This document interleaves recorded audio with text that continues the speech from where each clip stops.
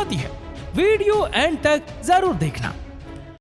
मौत से कुछ घंटे पहले इंसान के पैरों के नीचे से अर्थ सोल चक्र डिस्कनेक्ट हो जाते हैं। मतलब इंसान का धरती से कनेक्शन टूट जाता है और पैर ठंडे पड़ जाते हैं। मरने के पहले इंसान का उसका संपूर्ण जीवन जन्म से लेकर मृत्यु तक फ्लैशबैक की तरह स्पीड से दिखता है। अकॉर्डिंग टू साइंस ये सपना लगभग 7 मिनट का होता है।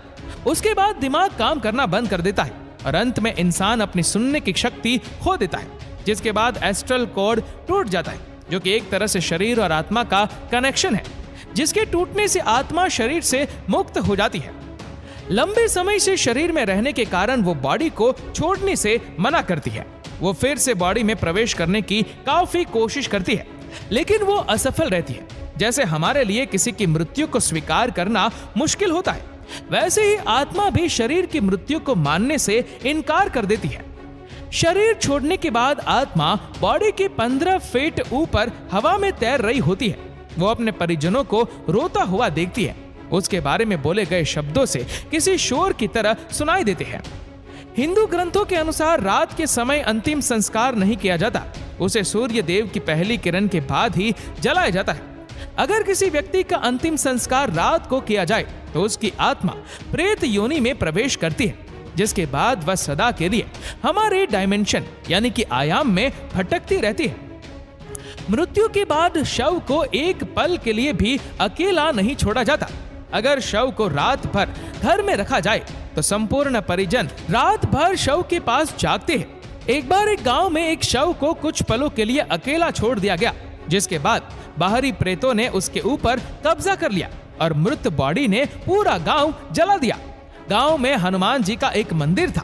भूतों प्रेतों से भरी हुई बॉडी जैसे हनुमान जी के मंदिर के सामने से गुजरी, उन आत्माओं ने हनुमान जी की मूर्ति देखी और फिर डर कर उस बॉडी को छोड़ दिया।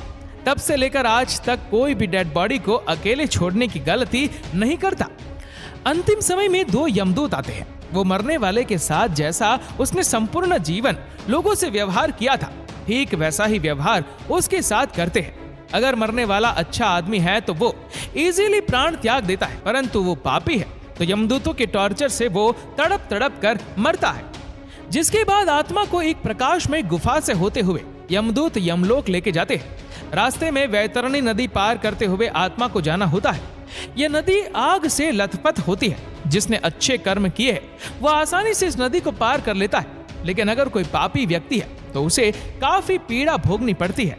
जिसके बाद उस आत्मा को यमराज के सामने खड़ा कर दिया जाता है। फिर चित्रगुप्त जी उस व्यक्ति के पाप और पुण्य का लेखा जोखा यमराज के सामने रखते हैं। उसके कर्मों के आधार पर उसे स्वर्ग या नरक भेजा जाता है। गरुड़ पुराण के अनुसार कुल 36 प्रकार के नरक है। यहाँ बताई गई यातनाएं किसी की कल्पना से भी खतरनाक है। अगर कोई व्यक्ति सुसाइड यानी आत्महत्या करके प्राण त्यागता है तो उसे और भी कठिनाई सहनी पड़ती है, क्योंकि उसने निर्धारित समय से पहले ही हार मान ली। ये शरीर हमारा नहीं है, ये किराए का मकान है जिसे कुछ समय के लिए यूज करने के लिए मिला है।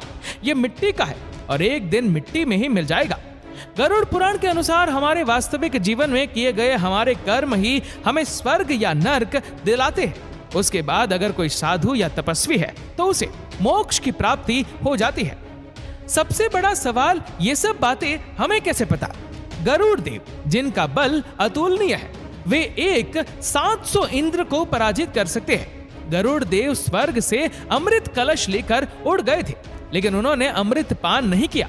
उन्हें बिना अमृत के ही अमरता प्राप्त हुई। ये वरदान उन्हें स्वयं श्री हरि नारायण ने प्रसन्न होकर दिया था। गरुड़ देव तो अमर है, उन्हें नहीं पता कि मृत्यु के बाद क्या होता है, इसलिए जिज्ञासावश उन्होंने श्री हरि नारायण से यह प्रश्न पूछा और इसी ज्ञान को हम गरुड़ पुराण के नाम से जानते हैं। भगवत गीता में श्री कृष्ण ने कहा था, आत्मा न तो पैदा होती है और न ही वह मरती है, वो तो सिर्फ वस्त्र की तरह एक शरीर से दूसरे शरीर में प्रवेश करती है। मृत्यु तो केवल शरीर की होती है, आत्मा की नहीं। ये जीवन मृत्यु का चक्र यूं ही चलता रहता है। इसीलिए don't die before you are dead, मरने से पहले कभी मत मरो। अंतिम समय में राम नाम सत्य है, इसीलिए कहा जाता है, क्योंकि वही संपूर्ण जीवन का सार है। श्री राम ही सर्वश्रेष्ठ है, वही सत्य है।